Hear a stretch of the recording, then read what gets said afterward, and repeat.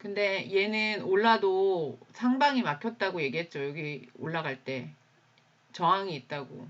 저항해서 밀리고 있어요. 근데 여긴 또 지지야. 지지를 받는 자리고 이렇게 쉽게 떨릴 자리는 아니긴 한데 이자가 오르면서 아무래도 유리하겠죠. 그런데 이제 상방이 막힌 하방 차트예요. 하방 차트야.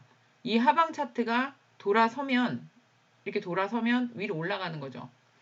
근데 차트가 그랬어요. 그래서 얘가 요날 물어보셨죠. 12월 13일인가 뭐 15일인가. 그래서 얘 올라도 위에 상방이 막혔다라고 말씀을 드렸죠. 근데 뭐 그럼 꼭 차트에 맞춰서 뉴스가 터져요. 희한해. 아무튼. 근데 여기는 그렇게 막 쉽게 털릴 자리는 아닌데 만약에 털려서 밀리면 여기까지 밀릴 수 있어요. 그러니까 만약에 베어리시하게 본다면. 근데 요 저점 깨지 않고 여기서부터 반등하고 볼륨 쌓고 위로 올라가면 금융주 가죠. 금융주랑 트랜스포테이션 걔네가 가야 경기가 회복되는 그런 모양새가 나오고 그러면 원자재들이 또 힘을 받고 뭐 그런 일이 생기더라고요. 이게 이 사이클이라는 게 그래요.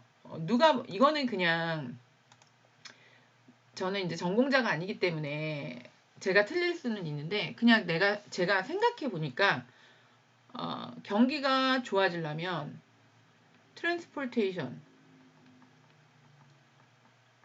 그리고 금융 얘네들이 가요. 왜냐면 돈을 빌려서 막 뭘 만들려고 하고 그걸 만들려고 하면 인력이 필요하니까 인력을 고용을 하고 그러면서 트랜스포테이션이 좋아지죠. 고용 지표가 좋아지면 트랜스포테이션이 가겠죠.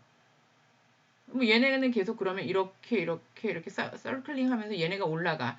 이러는 새 원자재들 가격이 같이 올라가겠죠. 근데 뭐 문제는 인플레이션이라며. 그럼 얘가 막 이렇게 더 많이 올라가기도 하고 이걸 또 잡는다고 금리를 올린다 그러면 얘가 또 막 내려오기도 하고.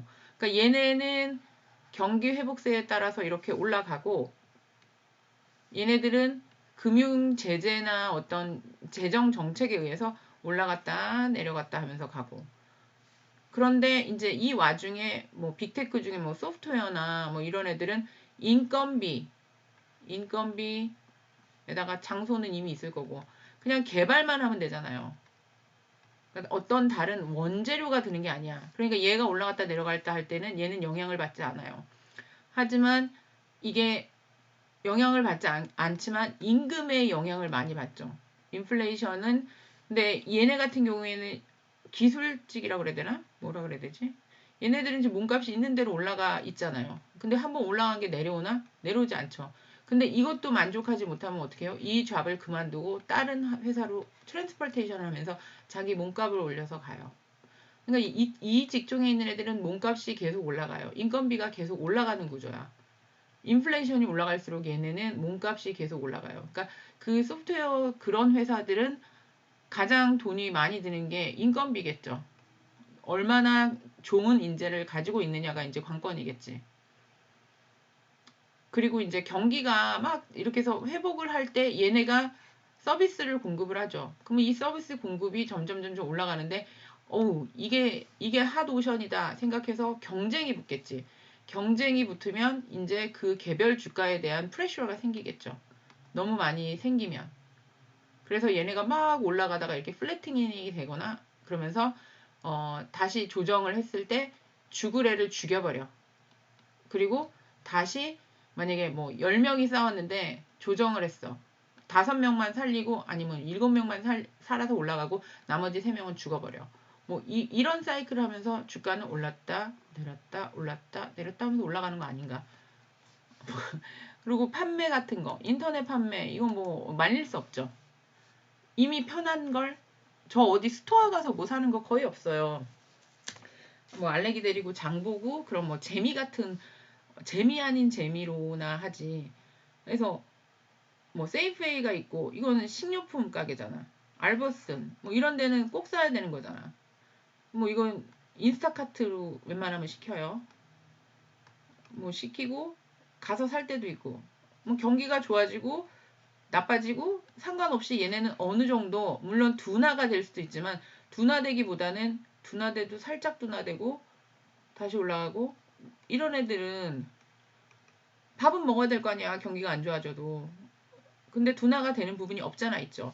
근데 이제 이거 말고 그러니까 생활 필수품이라기보다는 소비성이 강한 것들. 이제 그런 것들은 이제 경기가 좋아질 때 올라갔다가 경기가 나빠지면 내려갔다가 다시 크리스마스 시즌이나 이런 쇼핑 시즌에 올라갔다가 그거 끝나면 다시 내려갔다가 얘네는 이제 이 폭이 좀 크겠죠. 오르고 내리는 폭이. 이 생활 소비재에 비해서 생활 소비재는 뭐 이렇게 올라오고 에너지도 그래요. 에너지 같은 경우에는 어때요? 트랜스포테이션이 많아져. 그러니까 처음에 임금 뭐라 그래야 되지? 고용이 좋아져. 트랜스포테이션 금융이 가. 그러면 에너지가 가. 유틸리티도 가. 그리고 요즘에 또 이제 이제 이미 새로운 건 아닌데 가속화되는 것 중에 하나가 뭐냐면 왜 도로에 패스트 트랙 여기 뭐냐 판매 있고 여기 요 안쪽에 빨리 갈 수 있는 길 있죠. 그거 티커 있는데 그 팬데믹 끝나면서 요거 저는 들어갔었거든요. 근데 그게 진짜 안정적으로 오르기는 하더라고요. 지금도 계속 오르는 것 같아. 왜냐면 트래픽이 있으니까 저 같은 경우에는 애를 데리고 다니기도 하고 시간을 쪼개서 뭐든지 하기 때문에 저는 그냥 이거 내고 그냥 여기 가요. 여기서 줄 서서 안 가. 그러니까 저 같은 경우에는 돈으로 메꾸는 것들이 좀 많은 편이긴 해요. 그 기계치라서 그런 것도 있고 뭐 이런 것들 경기 회복이 되면서 올라갈 수밖에 없는 것들이 뭔가 한번 생각해 보시고 오미크론이 이런다고 해서 다시 락다운이 올 건가? 그럴 것 같진 않아요. 물론 항공주나 이런 애들은 트래블 밴이 걸려 있으니까 못 가는 거지만 트랜스포테이션 같은 경우에는 다시 빠꾸 해갖고 백도 할 것 같지는 않아요. 그러니까 그 경기 사이클에 대해서 한번 생각해 보시면 이 섹터를 이해하실 때 더 편한 것 같아요. 그럼 섹터 다시 한번 볼게요. 이거 이제 섹터예요. 지금 보면 여기 이렇게 나와 있죠. 아까 제가 설명드린 게 에너지 올라가죠. 얘네 원자재 이렇게 인프루빙 되고 있죠. 기술주는 뭐 올라가죠. 위큰댔다가 그냥 바로 뭐 이렇게 돌지도 않고 그냥 이 위로 올라가 버리죠. 그리고 이제 파이낸셜 같은 경우에도 올라가고 에너지는 좀 내려왔구나. 걔네는 이제 뭐 금리랑 이런 이슈가 생기면서 눌림이 생길 수 있죠. 그래서 여기 이렇게 보면 그래프로 나와 있죠. 이 그린은 그러니까 테일이 위쪽 이제 그러니까 이득을 내는 구간에 있는 애들이 이제 그린이고 얘네들은 인더스트리얼 섹터 뭐 이거 경기가 안 좋을 거야 뭐 그래서 10년물이 못 오르는 거고 뭐 그런 부분들이 있는 거. 근데 머티리얼 같은 경우에는 이제 올라갈 거예요. 얘네들 올라갈 거고 이놈의 커뮤니케이션은 아직도 이 바닥에 처박혀 있어요. 그리고 이제 리츠는 여기 아직 여기서 헤매고 있어요. 만약에 걔네 이자가 그러니까 파이낸셜은 규제 이슈가 있어서 이게 파이낸셜이죠. XLF는 금리 올린데 그래서 요리 올라갔다가 이렇게 쇽 밑으로 빠졌고 XLR는 금리가 오르는데 그런데 못 올라가죠. 여기로 이렇게 살짝꿍 이렇게 뒤밀었어요.